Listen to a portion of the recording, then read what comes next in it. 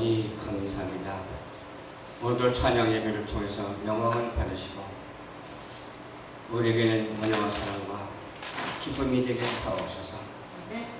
말씀 증거할 때에 십자가를 사랑할 수 있도록 도와주시옵시고, 우리의 모습은 온데간데 없고 우리의 생각도 온데간데 없고 신령한 영으로 신령한 몸으로 거듭 태어나는 놀라운 역사가 있게 하옵소서.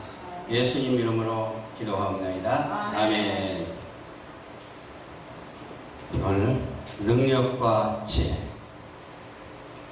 능력과 지혜라는 말씀으로 은혜를 나누고자 합니다. 18절에 보니까 십자가의 도가 멸망하는 자들에게는 미련한 것이요 구원을 얻는 우리에게는 하나님의 능력이라 했습니다. 멸망하는 자들이 어디에 있습니까? 멸망하는 자들은 어디에나 있습니다. 또 능력으로 살아가는 우리 모두는 어디나 있습니다. 그러한 사실 속에서 접하면서 기록된 말씀에 보니까 내가 지혜 있는 자들의 지혜를 멸하고 총명한 자들의 총명을 폐하리라 하셨으니 그랬어요. 내가 이 말은 하나님이 그 말이죠. 지혜 있는 자들의 지혜를 멸한다. 우리가 생각하기는 지혜 있는 자들 옆에 있으면 그럴싸해요. 어떤 말을 듣든지 참 지혜롭고 말도 잘하고 그럴싸해요. 근데 그 지혜가 어디서 어디서 온가를 알아야 되잖아요. 세상적이고 정력적이고 마귀적인 데서 오는 그런 지혜가 있어요. 그런데 그런 것들을 하나님께서는 인정하지 않는다는 거죠. 인정하지 않냐고 패하신다는 거죠. 아무리 옳다 하더라도 패하는 일에 동참하는 일이 없어야 될 줄로 믿습니다. 그래서 우리가 물질 세계에서 살아가기 하지만은 그 가운데서도 영의 세계에서 살아야 될 줄로 믿습니다. 불신한 사회에서 신뢰할 수 있는 사회로 변화가 되어야 되죠. 변화가 안 된 곳에서 변화를 일으켜야 되죠. 변화된 모습에서 보여줄 필요성이 있죠. 그렇기 때문에 어디에 치우치지 말아야 돼. 편승하지 말아야 돼. 그러니까 하나님의 말씀을 중심으로 한 그런 지혜에 있어서는 같이 합류하고 하나님의 지혜를 말하면서도 결과적으로 어떻게 될 것인가 생각하고 이것이 바른 방향인가 옳은 일인가를 우리가 알아야 되잖아요. 모르고 여기에 편성하고 저기에 편성하고 좋은 게 좋다고 그냥 나가게 되면 나중에는 걷잡을 수 없는 헝클어짐 속에서 추스리지도 못하고 또 잘못되어 가는 경우가 얼마나 많은지 모릅니다. 우리는 미리 알아야 되겠죠. 미리 무엇을 알아야 된다고요? 하나님의 지혜를 알아야죠. 하나님께 주신 말씀을 알아야 돼요. 그리고 그들과 함께 편승하지 아니하고 바로 정해서 똑바로 정해서 나가야 돼요. 하나님의 말씀을 중심으로 해서 나가는 자는 틀린 것 같으나 전혀 틀린 것이 없거든요. 또 하나님의 말씀 밖에서는 맞는 것 같으나 전혀 틀린 경우가 있거든요. 그러게 하나님의 말씀을 중심으로 해서 기도를 하면 그 말씀을 중심으로 한 기도의 응답이 떨어지거든요.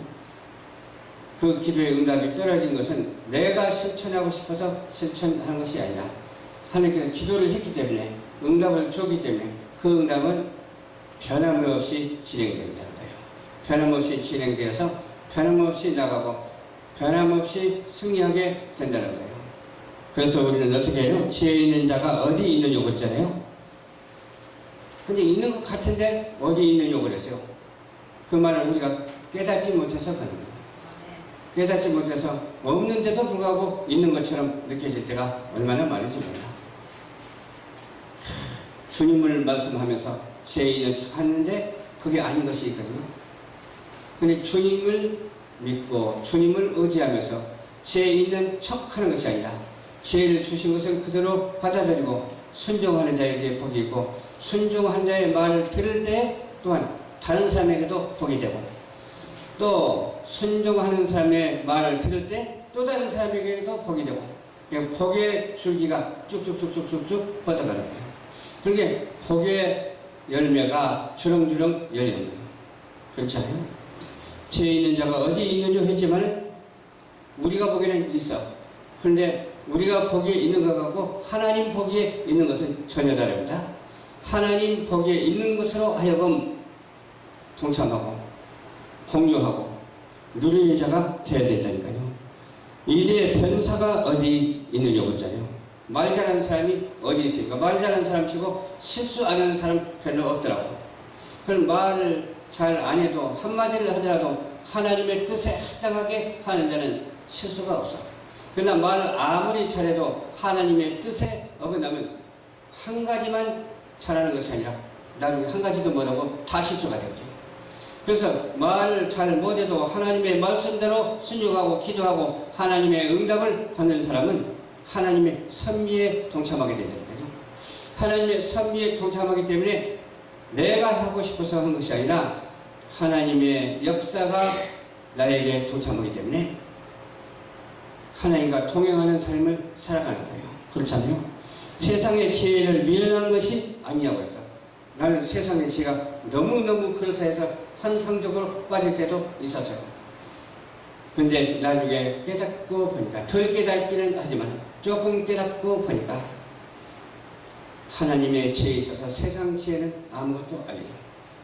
세상 지혜는 패할 수밖에 없어요.